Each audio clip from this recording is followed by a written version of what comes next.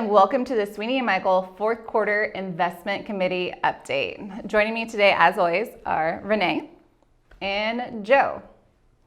So, as you guys know, 2021 has not disappointed. It's been a roller coaster of emotions, and we're here to address most of your concerns. I know we're going to touch on inflation, the tax bill.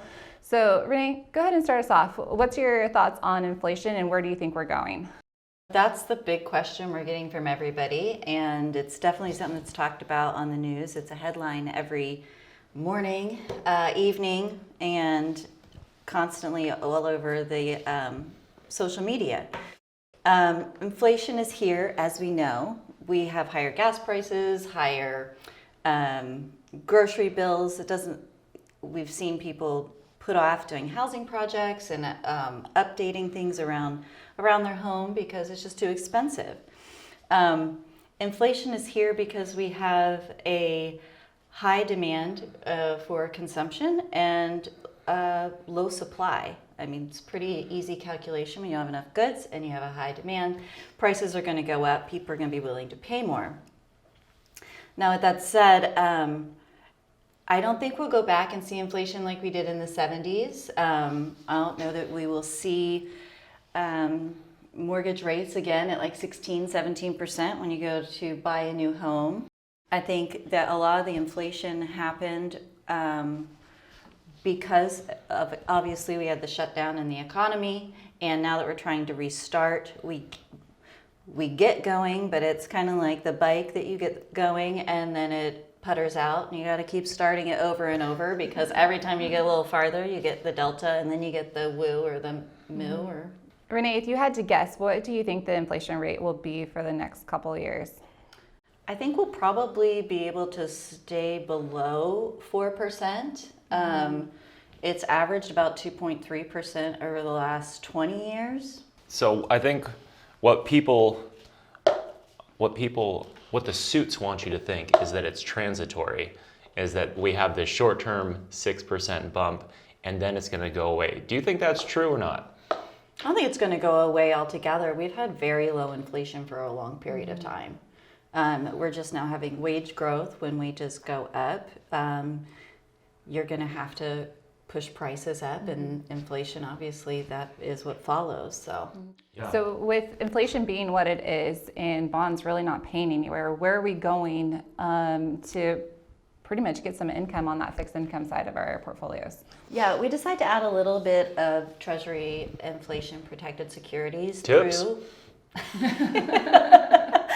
the iShares ETF, which is TIPS. Mm-hmm. There's no longer a big market to buy bonds for income because the income is so low. Yeah, income is a fringe benefit at this point. Yes. One of my favorite things I heard was that people who are buying long-term bonds at these levels are voluntary victims. And I think that with inflation running at 4 or 5% and a Treasury paying 1.5%, pretty easy math, you're going to go backwards for some period of time. Mm-hmm. You know, one thing we listened to and talked about yesterday with Fidelity on their market outlook was they talked about stimulus at the height of COVID was paid up front. And, you know, as soon as they pushed out all the PPP and all of the stimulus packages that came along with that was immediately pushed into the economy, which created inflation. A lot of dollars chasing fewer goods. Yeah, and a lot of our clients wonder if the new stimulus bill is going to have the same effect on inflation. So Joe, with inflation being talked about, another huge topic that we need to talk about too is the tax bill. So can you kind of explain that and where we're at with that? Yeah, it's been a pretty wild couple of months. It looks like the Dems are not going to get the $3.5 trillion they want for infrastructure. And, you know, unfortunately for them, a lot of the tax changes were linked to that bill. So as the size of the bill shrinks, which seems to be a couple $100 billion a day at this point, so do the proposed tax changes. So corporate rates were supposed to go up to 28. They're looking like they're unchanged. Personal rates were going to go from 37 to 39, and capital gains were supposed to go up from 20 to potentially ordinary income. All of those are, as of today, off the table. And I think you've seen this rally in stocks because people are realizing that these companies are going to get to keep all of the earnings. They're not going to have to be taxed. And Yeah. with that, like the market outlook, I mean, demand is very strong. Fundamentals are good. The market is on solid footing. And we kind of talked about the changes that we're making to the bond side of the portfolio or the fixed income side of the portfolio. So with that knowledge, what would you say, where were we going on the equity side of it? Yeah, so I think with interest rates going up, what we've seen historically is that high valuation stocks tend to come down and more money rotates into the value end of the market. And so I think you're seeing these investors say, I'm not going to wait forever for profits anymore. I want to go buy companies that are profitable now. And we've seen a big rally in banks and real estate and these other income producing assets. And some of these other tech companies, which are trading at thousands of times earnings, are coming down hard.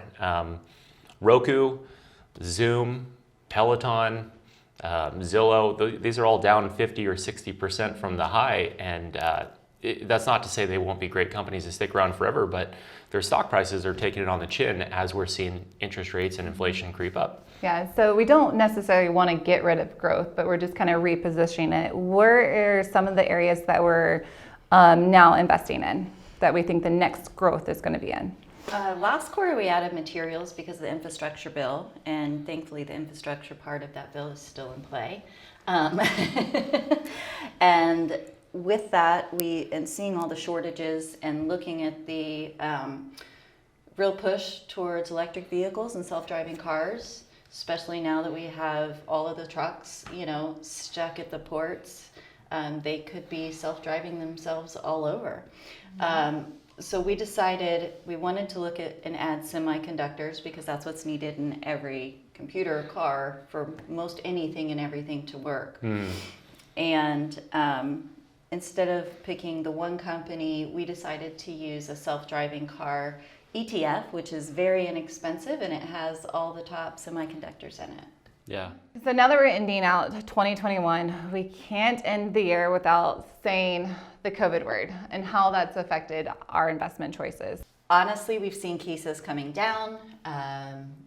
Locally, we see them down, less people hospitalized, less cases, more people being vaccinated, getting the booster. Do you think that's going to be gone in the next 6 months? Think we're all going to be cured? I think we might be wearing masks for one more year, which is disappointing. So why did we have stimulus in the first place? Yeah, because people never waste a crisis. And so you had this absolute cannon shot into the economy with $10 trillion. And we also have people unwilling to go back to work. And so there's this huge backlog of goods. And we have more dollars chasing fewer goods, and inflation is now just running rampant. I mean, let's be honest. The price of my burrito bowl yesterday was astronomical. And I don't know that that's going away.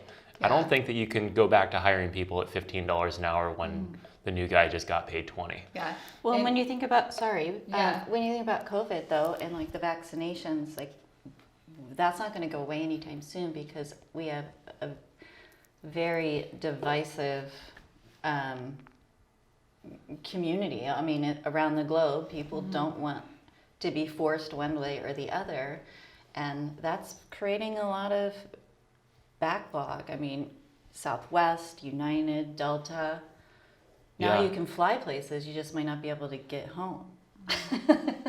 Yeah, I don't know that we're going to get back to normal until there's herd immunity and everybody's been exposed to it once. At this point, if you haven't been vaccinated, there's going to be nothing that'll change your mind.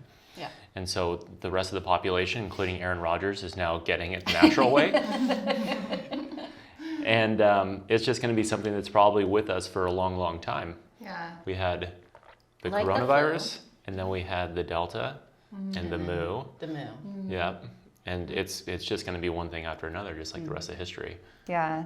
So we kind of saw inflation with the last stimulus packages. What do you guys predict for this next one coming out? Is that going to increase the inflation, or where do you think it's going to go? Yeah, I think what we've all seen and we can all agree on is the economy does not need more stimulus. It's running pretty well and hot at this point, and you're seeing this infrastructure bill come down from 3 trillion to 2 trillion to right now it's 1.5. I think that the inflation, that the highest highs of it are probably behind us, but like you said, maybe 4 or 5% for the next couple of years is completely reasonable, I think. And so if you're an investor and you want to, go out and buy something that'll protect you from inflation, tips in the bond market, real estate's historically proven to be a pretty decent inflation protection, stocks, and gold or Bitcoin, just depends on how old you are, is going to be your pick in terms of a currency that'll hedge you. Yeah. But talk to me about the current, like when you're hedging, you're buying either Bitcoin or gold. What are you really doing in your portfolio by adding that? Yeah, so you're diversifying into something that is non-correlated to stocks or bonds. And so what that means is those two things tend to move kind of in tandem with the economy. And when you buy Bitcoin or gold, you're buying just something else. And we've seen a lot of something else's out there. People are diversifying with art now, the Ethereum, Bitcoin, all these crazy crypto pop-ups, NFTs. I think that we're seeing a lot of signs of a bubble in some of these alternative asset classes, but historically having a currency is not a horrible maybe fire insurance component of the portfolio. Yeah. Now, would you expect it to outperform other assets over a long period of time, or just when the market goes down, that would give you, if we had inflation, that would go up, and then when you had deflation or coming back to normal, the asset price would go down? Yeah, I think when you're adding currencies ever, it's a trade, it's not an allocation long term. And just like insurance, you buy it and you hope you don't have to use it. So Thanks everyone for joining us for our fourth quarter investment committee summary. If there is something that we didn't touch on and you have any questions, please reach out to any one of us on the Sweeney and Michael team. happy holidays. Happy holidays.